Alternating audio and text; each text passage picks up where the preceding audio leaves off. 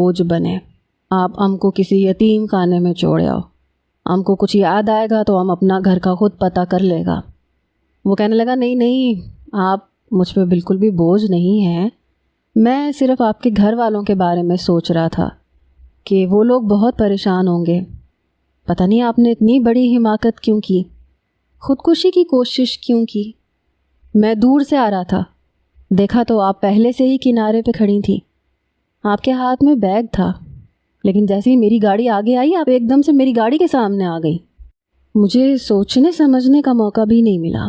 حالانکہ میں نے پوری قوت سے بریک لگائی تھی، لیکن گاڑی پھر بھی آپ کو ہٹ کر گئی.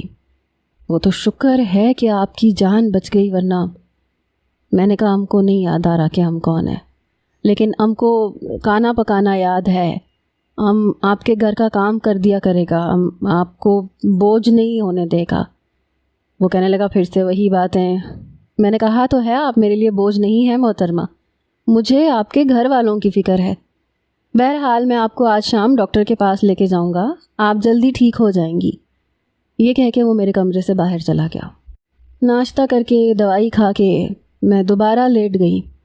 دوپہر کو جب میں کمرے سے باہر آئی تو اس کی والدہ ملازمہ سے کھانا تیار کروا رہی تھی. ان کا گھر بہت بڑا نہیں تھا، مناسب سا تھا، لیکن والدہ شاید کوئی کام نہیں کرتی تھیں، صرف ملازمہ سے ہی سارے کام کرواتی تھیں. مجھے دیکھ کے کہنے لگی بیٹا تم آرام کرتی.